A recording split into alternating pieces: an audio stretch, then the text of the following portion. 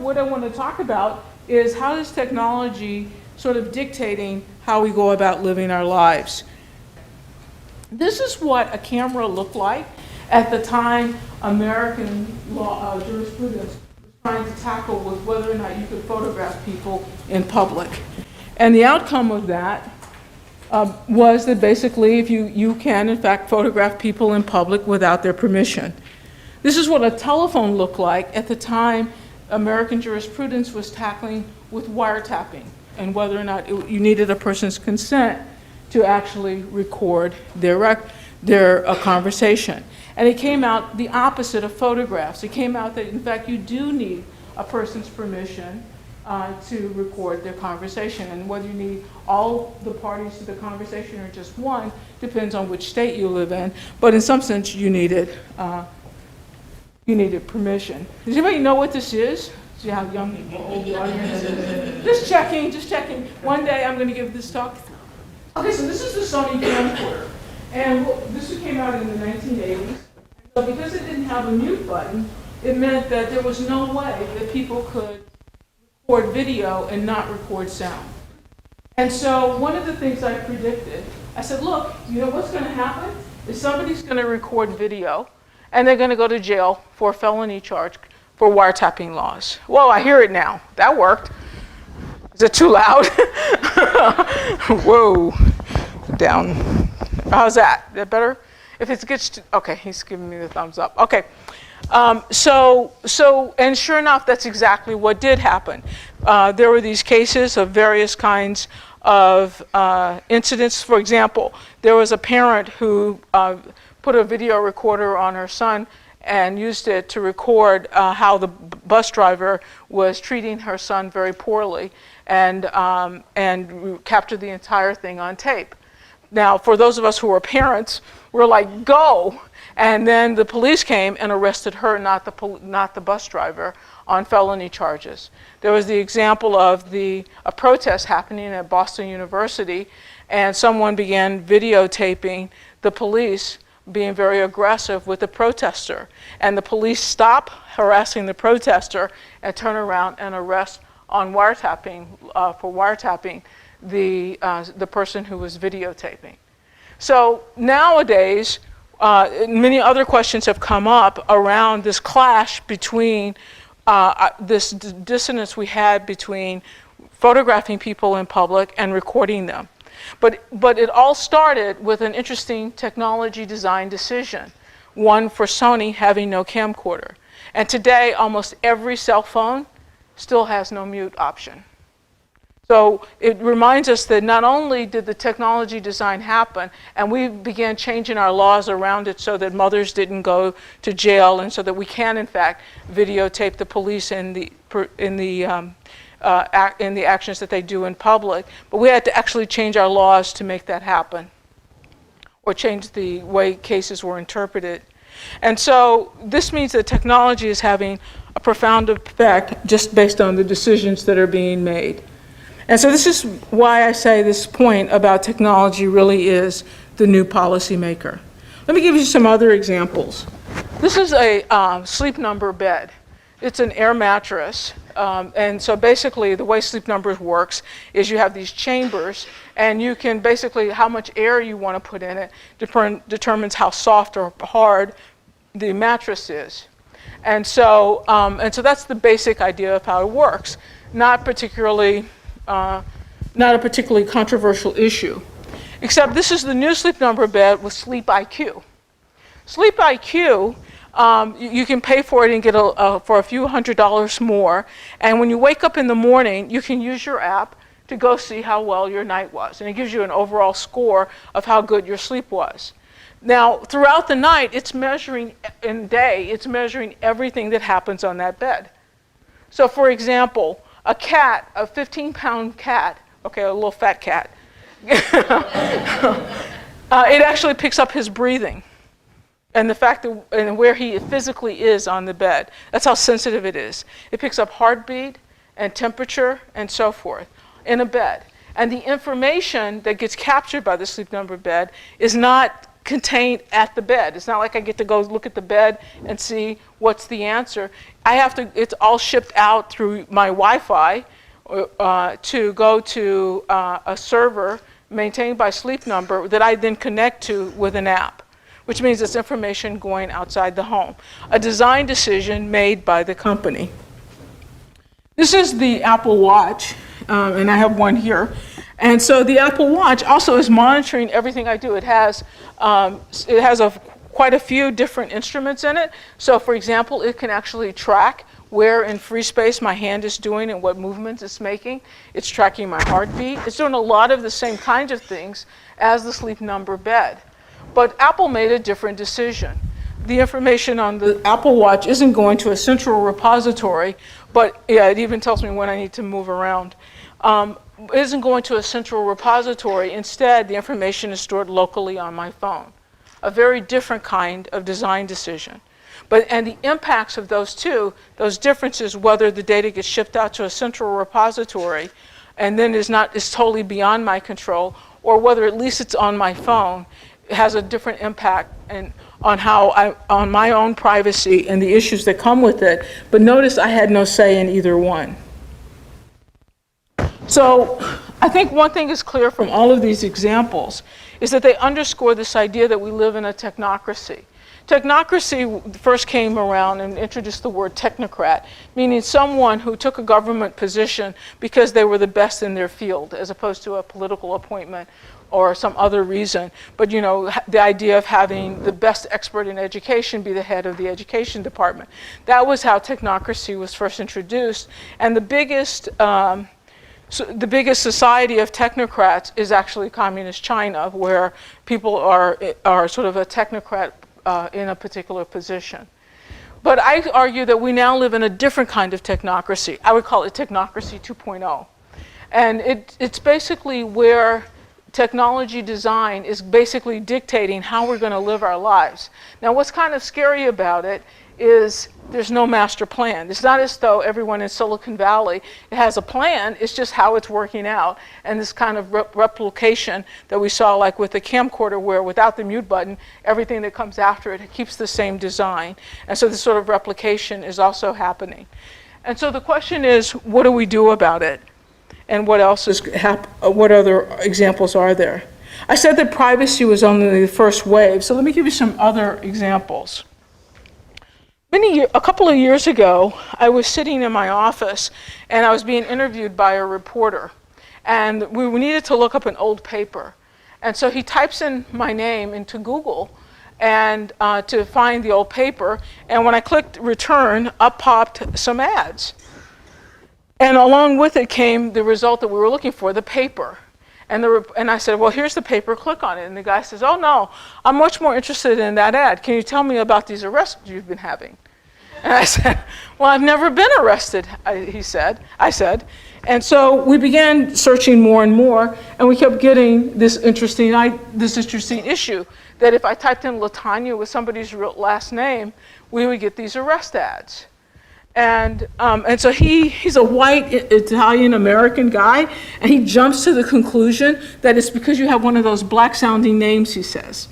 And I said, look, I'm a computer scientist. Computers aren't like that. They don't have these kinds of bias. There's no way the computer would do that. And so I kept playing around, and I noticed that, well, if you type in Latanya into images, you do, in fact, see black faces. And if you type in Tanya, you do, in fact, see white faces. And so the more I kept trying to prove him wrong, the more I couldn't.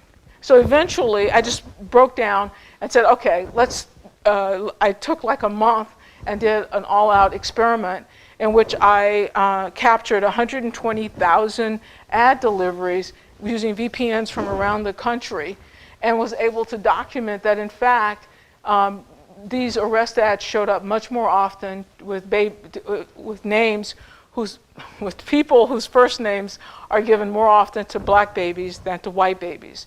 And that the difference between those was almost 80-20. And 80-20 in this kind of context is very significant because the Department of Justice has a disparate impact assessment that they do, and they say, what is the difference? At least 80-20, and if it's 80-20, then in fact they would argue that it's a grounds for a discrimination investigation. So it's not that everything, just to kind of clarify, we discriminate all the time. We give student discounts, we give elderly discounts. The discrimination itself is not a problem. But historically, in American society, we have certain protected groups that we protect in certain situations, like housing and employment and so forth. And this particular issue was in violation of that because one of the things that potential employers do is they Google a person's name.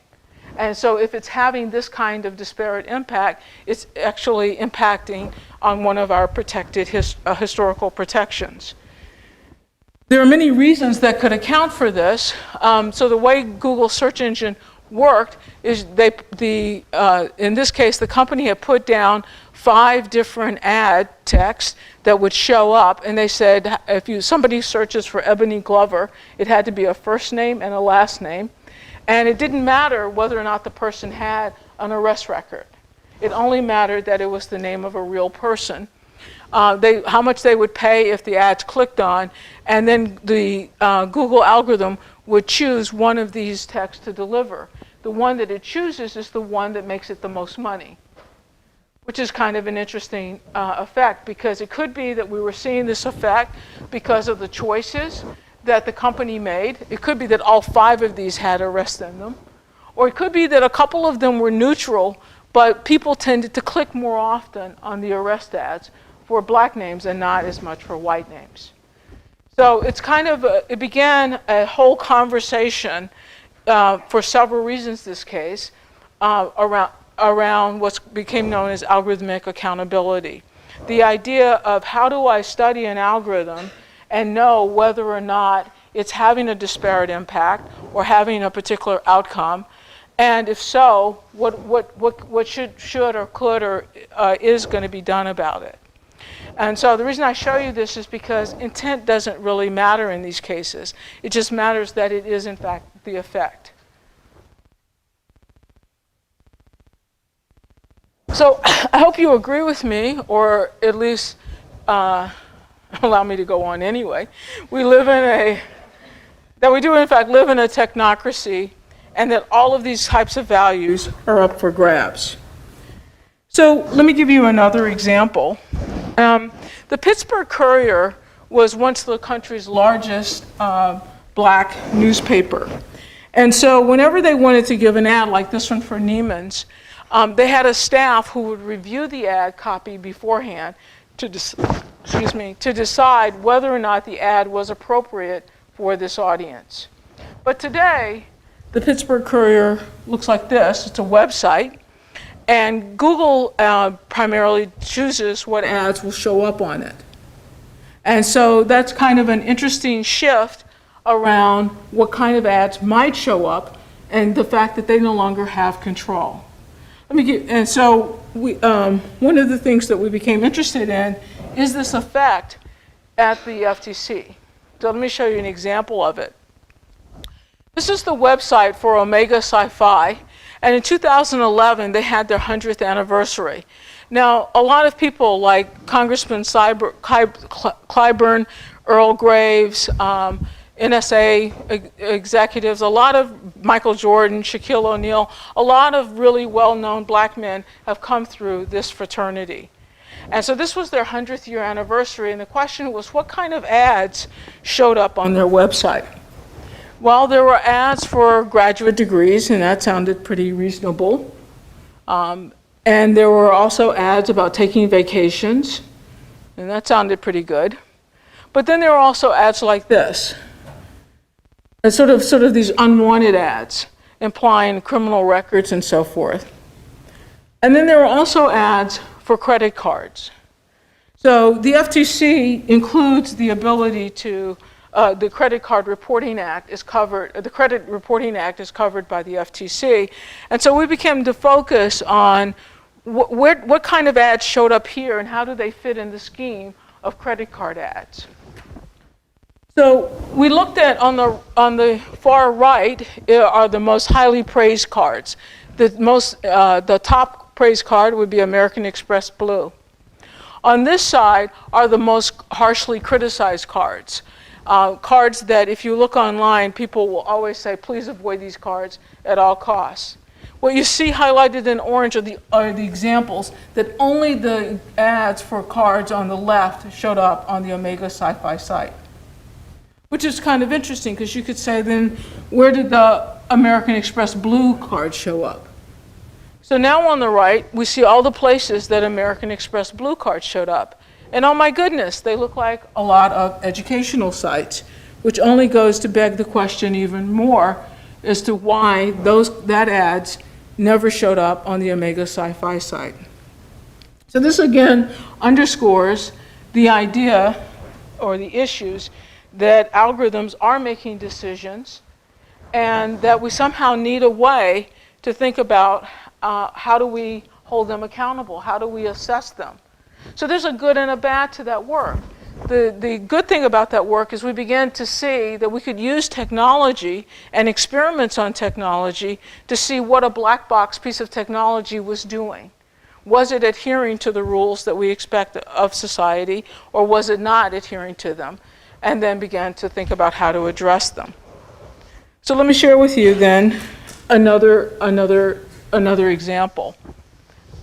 This is also work from the FTC. We were interested in, we've heard a lot of times people say, there is one internet. We all share the same internet. But we became really interested in the question of, well, is it really the same internet? Do we really have the same internet experiences? Motivated in the back of our minds is the Omega Sci-Fi example. What is everyone's internet experience really like? And so when we look at the internet, meaning all of the places that we use ComScore data, so we looked at all of the places that some number of households in the United States had visited and purchased from their entire online activity done from those machines, and we knew the demographics of those households, we began seeing some interesting patterns. So one pattern that we saw is that the first 10 sites roughly tend to be, everyone is sort of the same. Facebook, Google, and so forth dominate the top of the list for everyone. But after around number 10, you see huge shifts in which sites people visit more often, and they break down around demographic lines.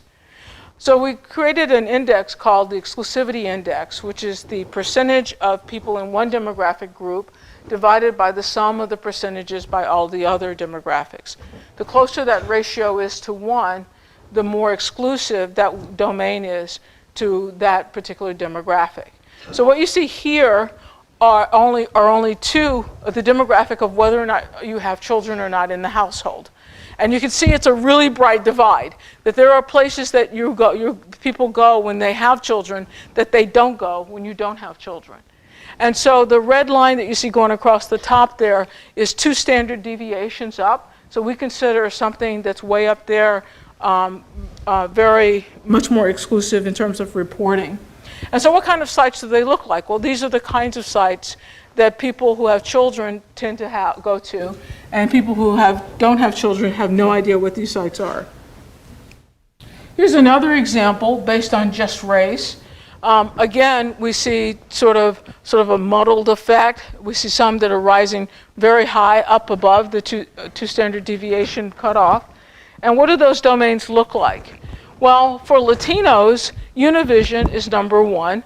And you kind of sort of looking at that list, you would think that makes sense.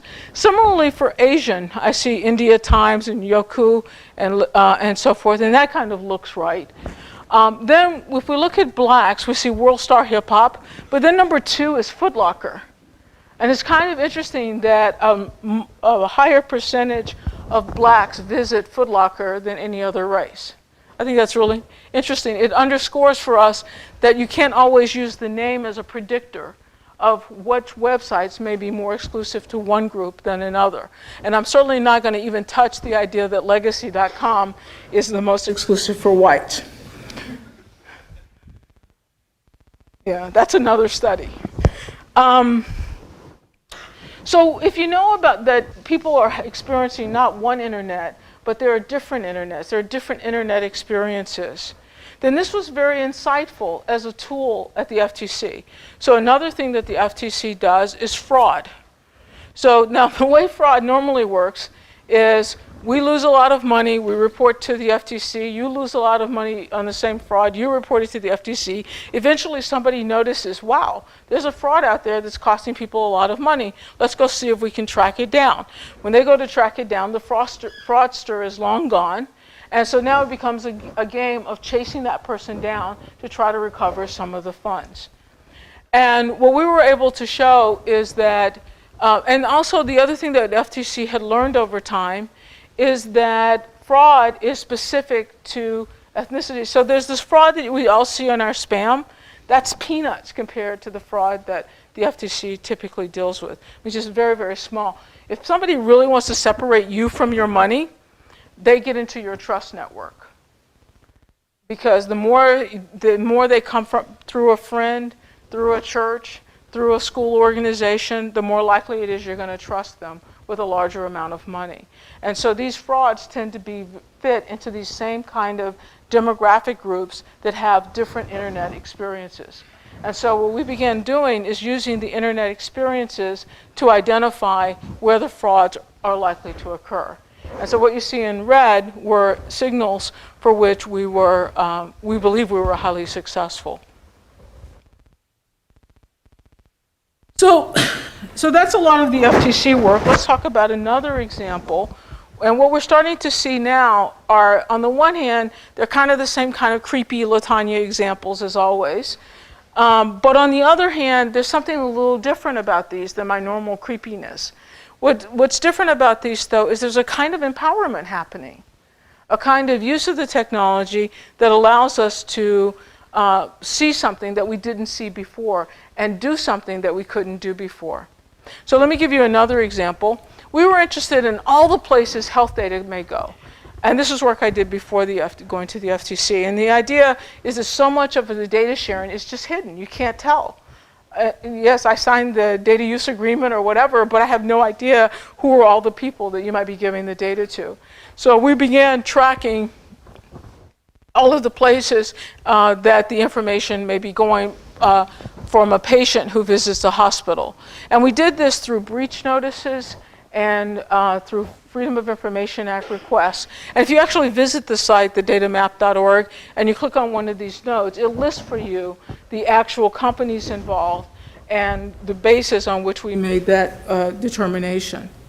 And then we began studying this graph. And so what you see here are some interesting things, like, for example, the flows that you see in dark are flows that are not even covered by HIPAA, our medical privacy regulation in the United States.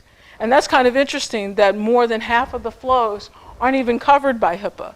So that was kind of interesting. And then another thing that we saw was this discharge data. Now, how many people have ever heard of hospital discharge data? Okay, so most people have not. How many people have ever been to a hospital or gone to a doctor? Okay, you're in it, right? So most states passed a law that every time you go to the hospital or to a doctor's office, a copy of the information, primarily a copy of the bill, goes to the state.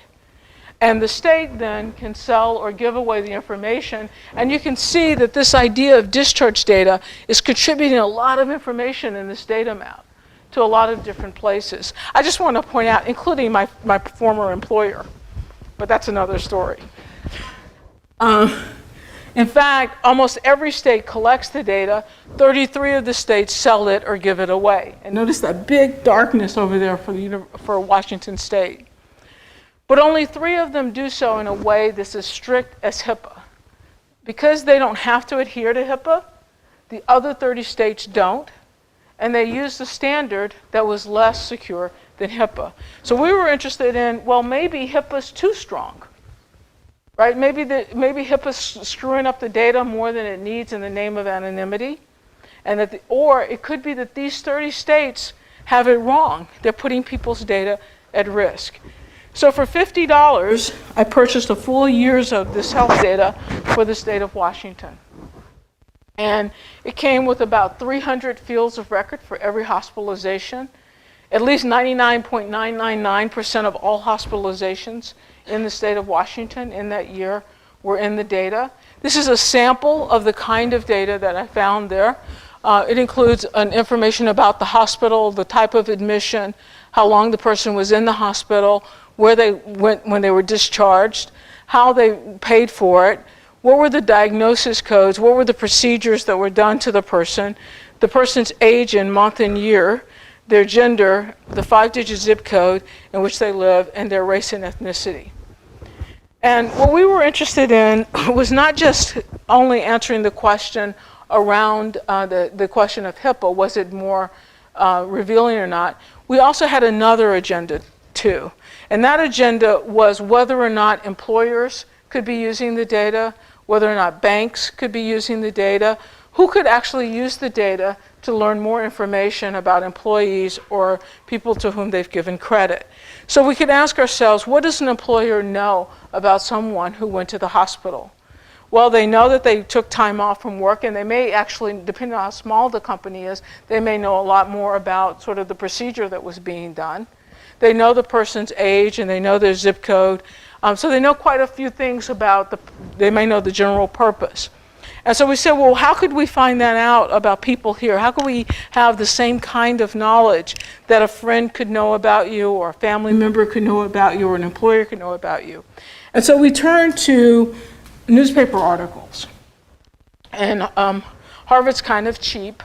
They don't actually have all 5 of the archives that are of newspapers. They only paid for 1. So we only had the single archive that had about 8 newspapers that were saved for the state of Washington. So we had a sample that we could hit against.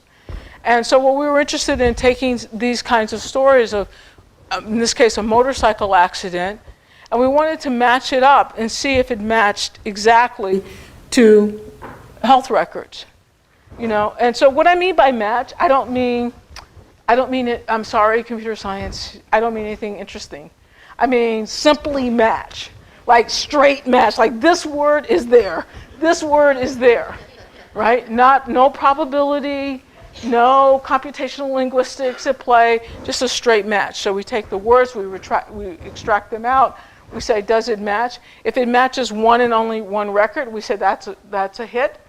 And if it doesn't match any records, we take out one field at a time and see if it uniquely matches, in the belief that the newspaper may have gotten one field wrong. And so this was our criteria. So how does that matchup work? Well, so 60-year-old matches to years, Soap Lake Man matches to zip code. It happened on Saturday afternoon, and we know the date of the newspaper. The person's name in this case is Ronald Jameson. He had a motorcycle accident, and he went to that hospital. And so how well did we do? Well, we took the news stories, and then we went to public records to get, because they always talked about like Soap Lake City or a particular name of a city. So we translated that into zip code by looking up the person's name. And then we came over here and did our exact matching using the zip code plus the other information that was in the news article matched against the hospital data. And so we found that in about a little less than half, 43% of the time, we got an exact match. And that's exactly the kind of same information that employers know, creditors know, and so forth. Now, one of the things we did to confirm that we were correct is we gave all of the names to a reporter from Bloomberg News under the understanding that he and his editor agreed they would not report the name of anyone unless that person agreed to it. But on the other hand, we wanted them to contact everyone to say whether or not we were correct. And he was able to confirm that every single match was in fact correct. And they included congressional members, included professional athletes, it included businessmen, it included a lot of people who weren't that comfortable getting a phone call from a reporter asking about a hospitalization. Because one of the things that's hiding out in that data are things that have nothing to do with why you went to the doctor. So if there's drugs in your system, you went there because you got in a car accident, but that will still tell us whether or not there were drugs in your system. It will tell us whether or not you had sexually transmitted diseases, even though you didn't go for anything. You went there because your arm is broken, right? And so a lot of other kinds of information we're hiding in the data as well. So who's been buying this data? So we issued FOIA requests, this is a Freedom of Information Act request, to all of the states and asked, who have you been selling this data, who have you been giving it to? And here we really expected to see the universities topping the list. That is, you know, I know my colleagues are getting it all the time, public health, for many great, fantastic studies. And so in some ways, we thought this was kind of a duddy request to put all this effort into these Freedom of Information requests, expecting researchers and research universities to top the list. But that's not who does top the list. Who tops the list are the analytic companies. Remember the consents that we all click through, the click-through agreements that say, yes, I agree, that it goes to business analytic companies? Who are these analytic companies? Well, a lot of the analytic companies are the producers of data products. They make their money by making products that link data together in different ways. And so it wasn't, if you think about it, it's not so surprising to find data analytic companies topping the list. WebMD is on this list. WebMD, who gets a lot of information from people online. And now this is data that they're also getting offline. IMS Health is a prescription company that sells a lot of prescription data back to pharmaceutical companies and so forth. And so it was a bit of a surprise who was actually getting the list. Now, because I'm here in the state of Washington, I do want to tell you a little bit about what happened. So you can imagine one day, the person who is in the Department of Public Health gets a phone call from me that says, I've re-identified your data. It doesn't usually make a person happy. But I have to tell you, she was fantastic. She was really fantastic. You know, I've given many of these phone calls and they don't usually go so well. But in her case, she says, look, I'm stuck between a rock and a hard place. I have to protect the privacy, but we have these laws in Washington state that require more transparency. And if I redact more data, I'm going to get yelled at and lawsuits and a lot of pressure politically that I'm trying to hold data back. And so she felt that the only way she could go forward was, in fact, if the law changed. So, in fact, the law changed. It was pretty amazing. And so now, if you try to get the data, the law has changed so that she now provides the data in 3 different ways. You can go to the website and you can just get aggregate statistics. You can still pay $50 and get this version of the same data set, but some of the fields on which this experiment was based are now been more aggregated. Or you can promise your firstborn child and get an IRB review and so forth, and they'll give you more detailed data. And so this sort of tiered access to data, I think, was a great outcome, because it doesn't stop anyone with a legitimate reason to get the data from getting the data, but at the same time, it doesn't make it as casual. So you would think then that instead of 30 states releasing the data this way, we would now have how many? Few, right? 29. So what can I tell you? It's one state at a time. So I claim that we live in a technocracy, that every value is up for grabs, that we can take the technology and harness it for good. And so does that mean that if we did it on a large scale, if we did it with you, could we in fact save the world? And so when I left the FTC, I was really interested in answering that question. How do we save the world? Because I'd left a big imprint on the FTC itself, and that imprint had to do with being a technologist and being able to unpack the technology from the business practice, being able to use technology to give us new insights into where the problems were that are of interest, like in the fraud example, and also being able to do social science experiments to show statistical evidence of problems that were occurring. And so that was the FTC while I was there. But how do we make this on a larger scale? How do we get So if the FTC wanted to start a Bureau of Technologists, who would they hire? Who knows how to do that? How do we bring them the masses? And the fever began to spread. It wasn't others in other parts of the government wanted somebody doing something like that for them too. And civil society organizations began saying, well, we need someone to do that for us. Or like, for example, they would say, that Arrestat thing was a discrimination case. We are the advocates against discrimination, but we don't know how to do that. We need technologists to do that too. And all of a sudden, I could see an alternative to the technocracy that we live in. One that shored up our historical protections by giving them the knowledge and the technologists that they need to do their same jobs. So I became really focused on that. I taught a class, and the students in the class did a project, and we expected about 3 of the projects to be good enough to take down to the FTC to show them to regulators. And in fact, I had made a sort of a bet with the students. I said, well, if any of you do a project that's good enough in consumer protection, I will take you down, I will fly you down, actually my actual words were fly you down to DC to meet with regulators. And in fact, we took 26 students. Yes, a budget buster. Especially because they reminded me about the fly part. But it was really an amazing experience. It was supposed to last for 2 hours. It lasted for almost 4. The regulators, who you have to realize many of the regulators are lawyers who are aging, and the students who are the closest to the technology, were talking about apps and problems that the regulators had not really heard of. And even if they did hear of it, they hadn't seen this way of thinking about it or exposing it or testing for it. And so it became pretty ecstatic for both the regulators, but also for the students who felt like they, in fact, had kind of saved the world, that they had had real-world impact. So we didn't want to lose that momentum. So we decided, okay, you know what we're going to do? We're going to polish up these papers, and we're going to publish them. And so we're going to have a new journal called Harvard Papers on Technology Science.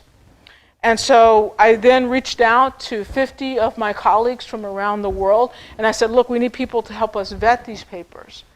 And when they all said yes, without any of the explanation about the students or anything like that, when they just said yes, we realized that this is so much bigger than a Harvard thing.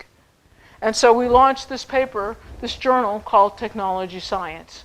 And so let me show you some of the kinds of works that have come out in technology science. So one of them is by Daniel. Daniel is the one who wrote, he said, look, I can do you one better than your fraud by looking at these websites. I can track fraud for you in real time. Not something that you have to now go find the fraudster later. I'm going to use Twitter streams and track it in real time. That's a huge, big change shift for the FTC. Right? And so that was kind of cool. So his paper's there, and the technology has been given to the FTC. Another example were students who showed that when you visited Princeton Review's website, and Princeton Review, as you may recall, does online tutoring for SAT scores. When you visit their website, they required a zip code before they would give you a price. And so the students mined out all 32,000 zip codes, what was the price given for each of those zip codes by the Princeton Review. And what they were able to show was this kind of regional effect, that people who live in Massachusetts pay the highest possible price, and people who live in Washington State generally pay the lowest possible price. And clearly people in Massachusetts don't like that. But that's at this scale. ProPublica, Julia Angwin at ProPublica took the data and began looking at a much closer level. And when she looked at a really close level, it wasn't every zip code. In fact, it was the zip codes more often of Asians. And so that if you were Asian, you were almost twice as likely to pay the higher price. It's very interesting. And so ProPublica's paper is also on technology science. Another paper, this particular paper shows you that the same hotel, the same rental car, is different pricing. Now, we're all used to flights we're used to being on a plane where no two people pay the same price for the ticket or for that seat. But we're not used to hotels having such different prices, and we're not used to car rentals having different prices, depending on from what country I ask the price from.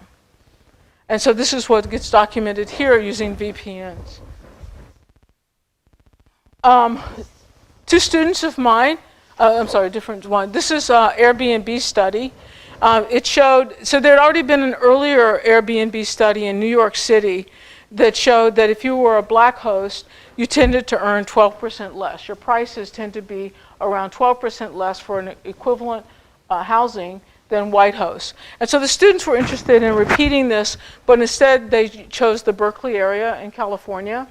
And they were interested in comparing whites and Asians. And they showed an even larger effect that on average, Asian hosts earned almost 20% less than their white hosts for comparable housing. And so this is a pretty dramatic effect. And Airbnb has since contacted us about some strategies that they think will combat that concern. This is a study that got a lot of media. This was our first paper published. This was a study by Iran. Iran, for years, Facebook Messenger had a privacy leaking problem that whenever you sent out a message, it would give out your GPS location. And not to just your friends, it could be to the friends of friends and so forth. And so, oh boy, that was good. There, how's that? And so Iran decided to make this graphical. So he built a Chrome extension that visually would show you all of the locations of people who were sending Facebook Messenger text messages. And so as soon as he did that, 9 days later, Facebook changed it. They changed it where you had to opt in instead of it being on everyone. This particular story has also gotten a lot of traction because he had gotten a summer internship to work at Facebook. And so they waited till he shows up, and then they rescinded his offer. It's okay. He ended up with a better job and a lot of fame and articles around the world because of that story, and even an op-ed on Time magazine. So he's good. But I'm not sure Facebook was so good. They certainly did not win. This is also work done while we were at the FTC. What you see on the left are the top most popular apps, and what you see on the right are the domains to which it's sending personal data. And so if you visit the website, it'll show you for each of the domains, for each of the apps, what personal information it actually sends. But it's kind of amazing how much information is going and to whom it's going, and the fact that most of the apps are giving the information to third parties that you've never heard of. Another study, this is also by students, who looked at Facebook privacy policy over time and measured it against these various measurements that were used on health data privacy policies, originally developed by Microsoft, PricewaterhouseCoopers, and patient privacy rights. But they applied it to Facebook's privacy policies over time to show what we all know, and that's sort of that the quality of their privacy policies were going down. And the only time it stopped that progression was when there was intervention by the FTC and public outcry. This is from two of my students who actually now have a company here in Seattle. And what they were able to show was that at first on the Affordable Care Act, the health exchanges, the large companies stayed out. When the large companies decided it wasn't going to go away and they decided to come in, they raised the prices by over 70%. And so one of the things that happened shortly after the paper came out was the Center for Medicare and Medicaid now requires more documentation. As I understand, it requires more documentation if an insurance company is going to charge a higher price. This is a re-identification experiment of that IMS health data, the people that I said is the prescription data. This is data that they collected from South Korea, and we were able to reverse engineer it to get what's equivalent of the Korean Social Security number or their national ID number. And similarly, we showed vulnerabilities. Another student showed vulnerabilities in Iceland's number using apps. And we talked about this re-identification. And we've also published some remedies, proposed remedies. This is sort of like the tier system that we talked about that Washington State adopted, but just on a more generalized scale. Now, what's really interesting about those, that's not even all of the stories that have been published. It's not even the most popular. It's not necessarily the most anything. It's just a sample. And we only started in August. So when I say that the world comes down to you and your ability to save the world, I really do mean that. Because these studies, every one of these experiments, a simple experiment, has had a huge impact. Just huge impact all over the place. And something that everyone in this room could do. So I'm going to stop there and open it up for questions because I sort of went on for a while, and that'll give us a little more time to talk.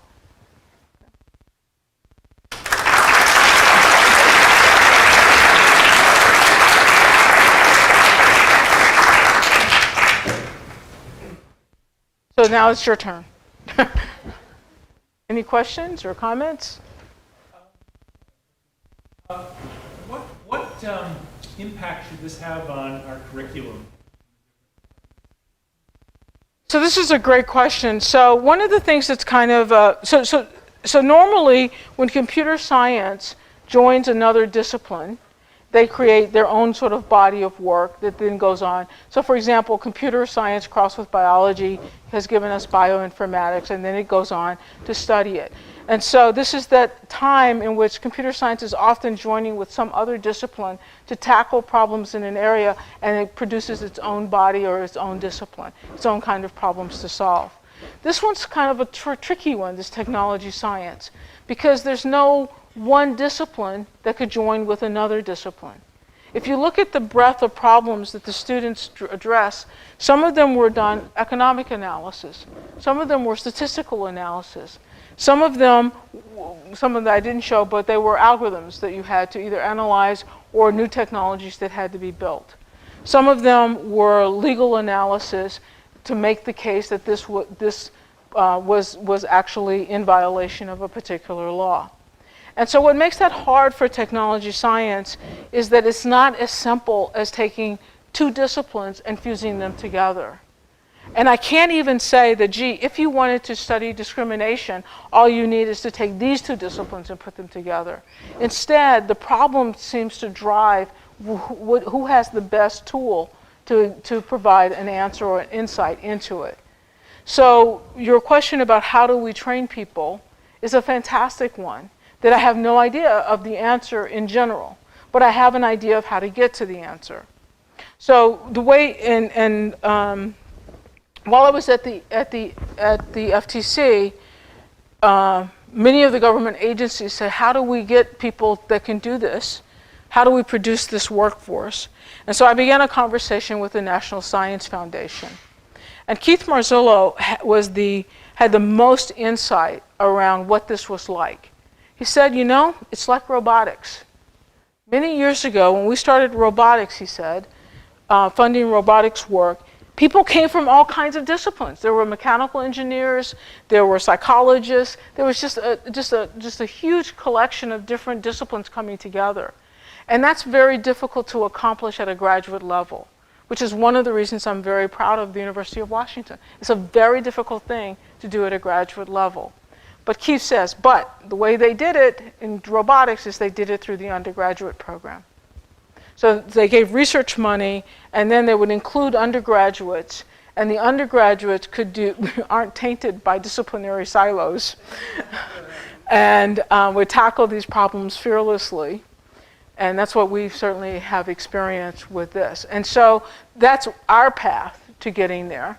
But every school will march with their own feet. I know that you guys have a very different thing going on here, which I think is very special. Eventually, though, if it's to be a discipline, it will come down to a set of problems that are the most important ones to solve, and it will come down to some methods that are the most important methods to help solve those problems. That's what makes a discipline, right? Not, you know, but we're not there. I don't know what they are, you know, but I think this journey that the University of Washington was on well before I ever uttered the words technology science is a fantastic journey. And in fact, may very well have a huge impact on the future. there were a lot of questions in that. So one of the questions was basically, in the world that we're entering, the Internet of Things, isn't that like putting this on steroids? Yes, it's like putting this on steroids. So therefore, embedded in that comment is a kind of sense of hopelessness. So isn't the game over, right? Technology won, end of story, we now live in a different society. And the answer is no, because we don't know what that society is.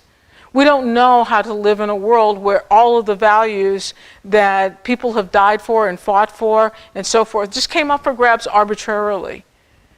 Right? It's certainly not a democracy anymore. What actually is it? And that's probably not the way to get us there. It's usually through social movement and so forth.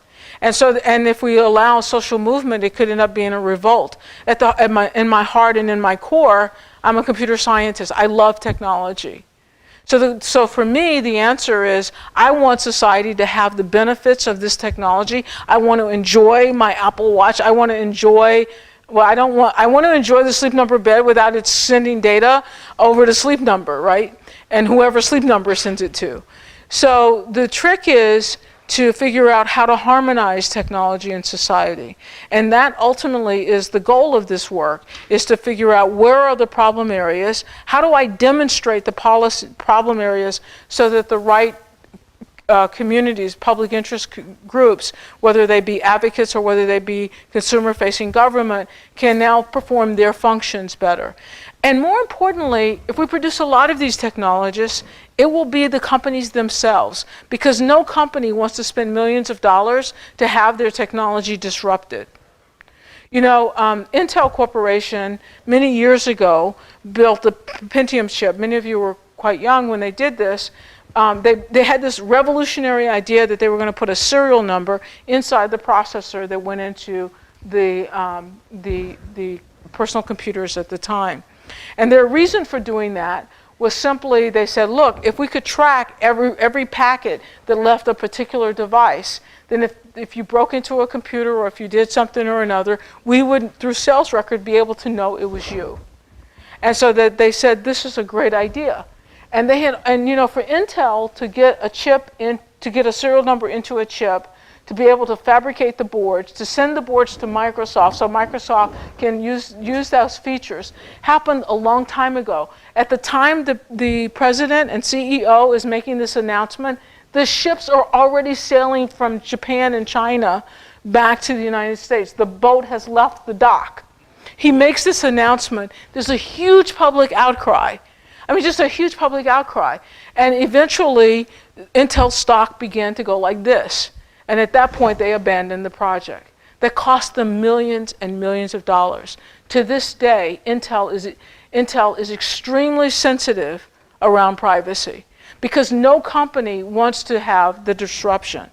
So that means that if we produce these technologies, the same ones that we talked about going into government, the same ones we talk about going into public interest groups, they also need to go and be product managers in the companies.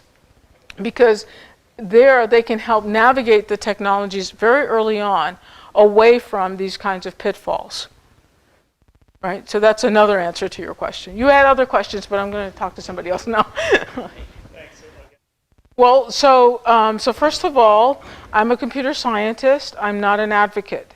So my job is to get society, and my personal goal is to harmonize technology and society.